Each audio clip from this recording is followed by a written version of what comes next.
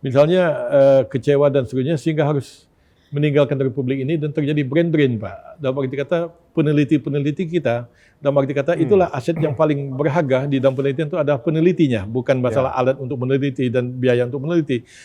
Aset kita ini apakah tidak ada risiko untuk lari ke luar negeri, Pak? Kita tidak pernah ngasih kerjaan ke mereka. Kita tanya, yuk mau bikin kerjaan apa?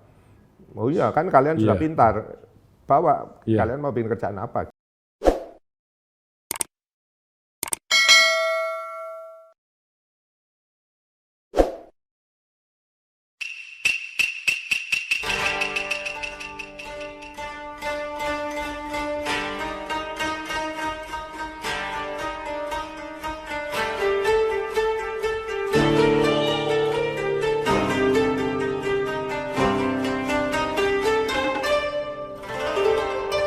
Nihonno Kataro.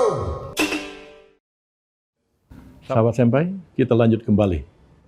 Pak Handoko, kalau Bapak bisa lihat dari kamera Bapak, di meja saya ini ada bola-bola temari, Pak. Ada juga pedang samurai, Pak. Jadi ini mengingatkan bahwa kita berdua ini sama-sama alumni Jepang, Pak. Iya. Saya tidak tahu apakah Bapak bisa melihatnya. Setidaknya ini ada saya pegang ini bola tamari. Ya, Bapak sekian belas tahun, bukan lebih, bahkan 20 tahun di Hiroshima, mungkin mengenal benda ini, Pak. Nah, jadi ini tentulah bahwa menyimbolkan bahwa kita punya semangat yang sama, Pak, untuk memajukan negeri ini, ya, untuk riset dan seterusnya, karena bidang kita memang berbeda, tetapi untuk bidang ilmu sosial saya pun juga dulu selesai S3, secara kebetulan diangkat oleh perguruan tinggi saya untuk menjadi peneliti di perguruan tinggi saya, walaupun akhirnya saya lebih memilih pulang ke Republik kita ini sama seperti Pak Handoko. Ya, kita lanjut Pak Handoko. Jadi begini, terkait dengan tadi masalah katakanlah integrasi atau penyatuan lah beberapa lembaga riset di bawah BRIN itu tadi, baik yang LIPI, LAPAN dan seterusnya itu apakah tidak ada risiko-risiko atau kemungkinan terjadinya bahwa peneliti-peneliti kita misalnya kecewa dan seterusnya sehingga harus meninggalkan Republik ini dan terjadi brain drain, Pak. Dalam arti kata peneliti-peneliti kita, dalam arti kata itulah aset yang paling berharga di dalam penelitian itu adalah penelitinya, bukan masalah alat untuk meneliti dan biaya untuk meneliti.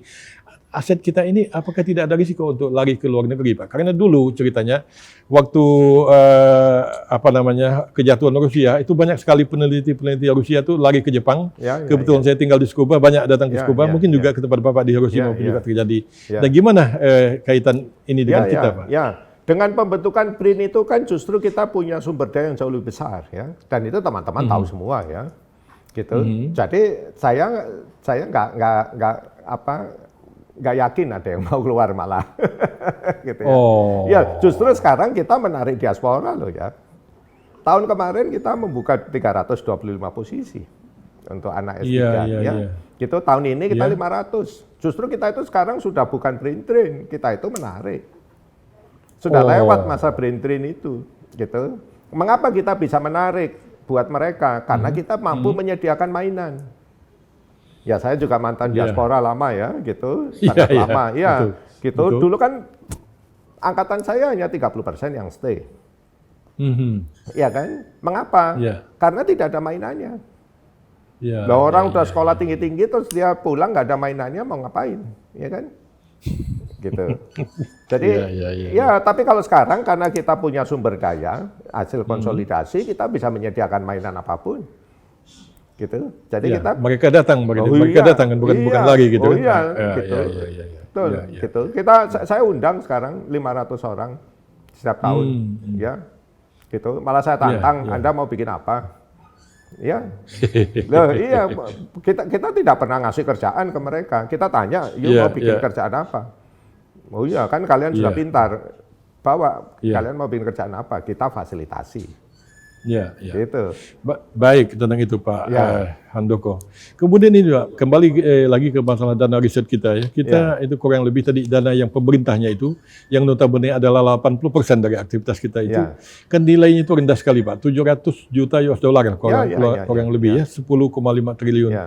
Itu kira-kira apa yang dapat kita lakukan minimal dalam waktu dekat lah, dalam jangka pendek dengan anggaran yang sebesar itu tadi, dan kemudian juga apa upaya-upaya yang dapat Bapak lakukan untuk meningkatkan dana riset ini? Karena tanpa biaya kan tidak mungkin juga ini bisa Oh berjalan, iya, Pak. iya. Handoko. Tapi Nah, saya silakan. sampaikan, ya riset itu kan inputnya ada 3. Sumber daya Ya. unggul, infrastruktur, dan anggaran. Tapi yang Betul. kontribusinya paling besar itu sumber daya manusia yang unggul. Betul. Iya, anggaran itu hanya 10%, gitu ya. Kalau saya selalu sumber daya manusia itu 70%, infrastruktur itu 20%. Gitu. Ya. Tetap meskipun anggaran itu enabler utama ya, tidak mungkin kita bisa mulai tanpa itu, gitu. Betul. Jadi sebenarnya problemnya bukan uang. Problemnya bagaimana kita menarik dan menciptakan talenta-talenta unggul. Itu nomor 1, gitu. Jadi uang itu akan mengikuti. Jadi bukan karena coba kalau kita diberi anggaran sebesar Amerika gitu, terus riset kita maju, ya tidak, nggak ada gunanya, gitu. Ya nggak ada gunanya, gitu. Ya saya bisa meminta 26T ke Presiden dan Pak Presiden pengen ngasih 26 triliun gitu loh ya. Tapi apakah dengan 26 triliun saya bisa membuat riset dan membelanjakan secara bijak? Tidak, gitu. Jadi cukup 10 dulu, nanti bertahap, gitu. Problemnya bukan uang, gitu. Kalau saya punya SDM unggul, saya bisa menarik uang, gitu. Kalau target di BRIN itu kita 1:1. Jadi 1 APBN kita harus mampu menggait 1 non APBN misalnya ya. Itu indikator kinerja di level periset kami itu seperti itu. Gitu. Itu ya nanti ke depan itu harus 1:2 dan seperti itu. Gitu. Karena apa? Karena yang punya value itu adalah kreativitas isi kepala dari SDM unggul kita itu.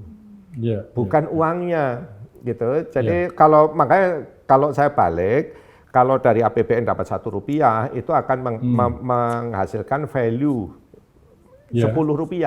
Kalau untuk riset begitu. Itu bedanya dengan kita bikin jalan. Kalau bikin jalan 1 kilo 1 M ya kalau 50 M ya 50 kilo gitu kan. Tapi riset tidak seperti itu. Gitu. Itu sebabnya kita harus investasi ke riset. Tapi bukan semata bagaimana kita dapat uang dari pemerintah, tidak begitu, gitu. Tidak jadi apa-apa, ya kan? Waktu zaman Pak Habibie kita uangnya besar loh ya. Kita kan diutamakan, ya kan, gitu. Tapi nggak jadi apa-apa juga kan. Ya kan? Kenapa angkatan saya tidak balik? Nih ya, banyak yang tidak bertahan, semua kemana-mana, 70% loh, ya kan? Oh itu realita, ya kan? Itu yang saya tidak boleh ulangi dan saya mengalami itu, gitu ya. Gitu. Jadi problemnya bukan sekedar uang, tidak semudah uang.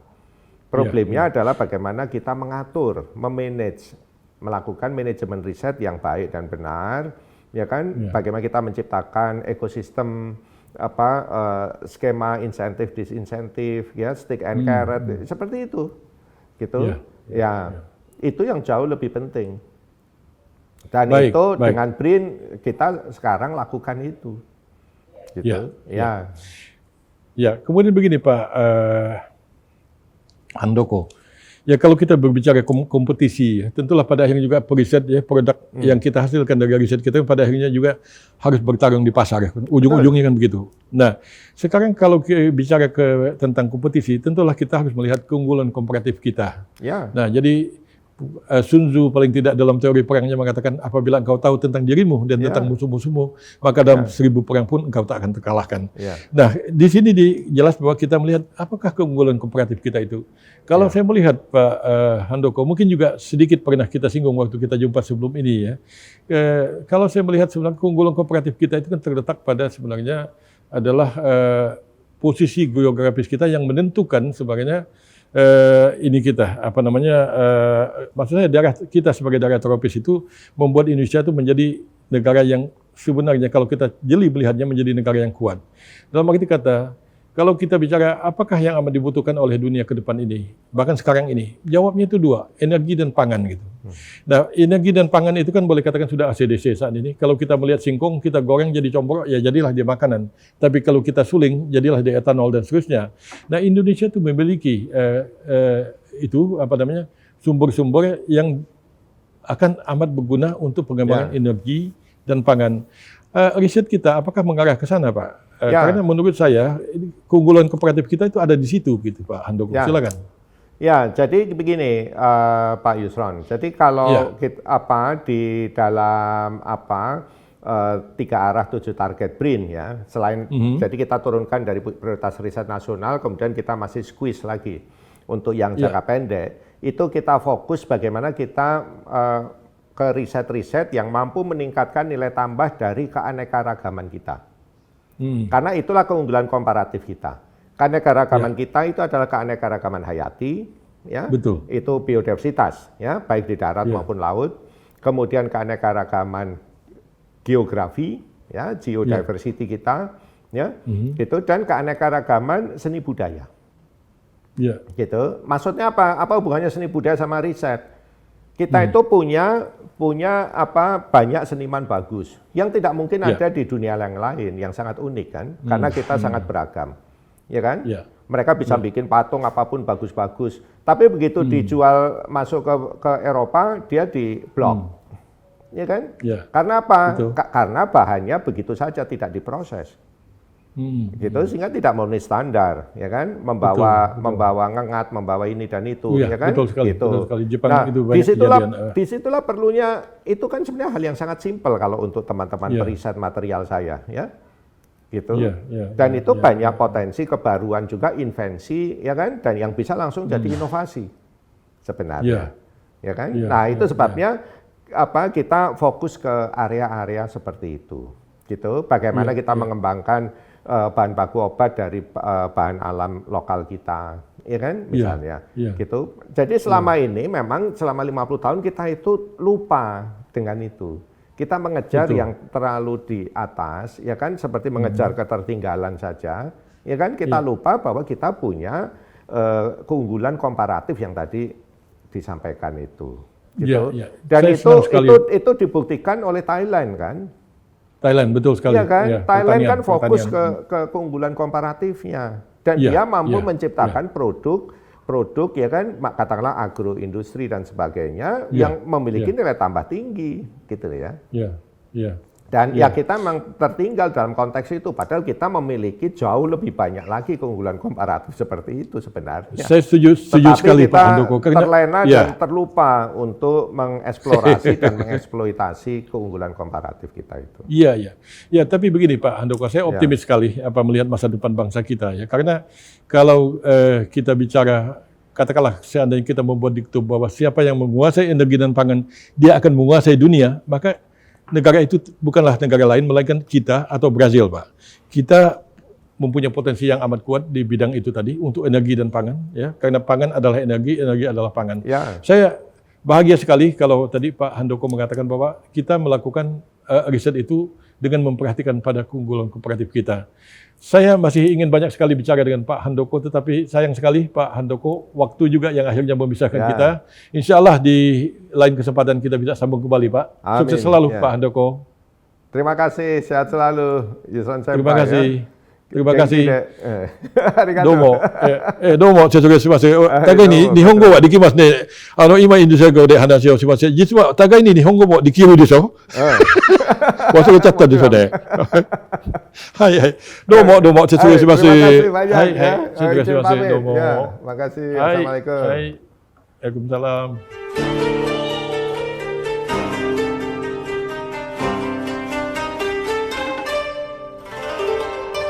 Nihonno Kataro. Sahabat Senpai, tanpa terasa telah 1 bulan kami menemani Anda. Terima kasih atas dukungan Anda. Sehubungan dengan itu, kami ingin memberikan hadiah bagi 3 komentar paling menarik, yaitu hadiah berupa kipas eksklusif seperti ini.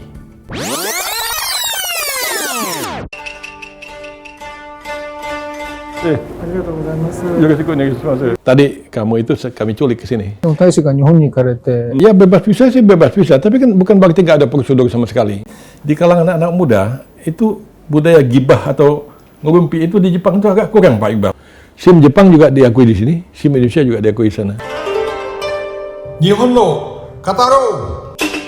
Sahabat Senpai, segera subscribe, like, dan komentar Ada 3 motif kipas yang berpeluang Anda dapatkan dari kami.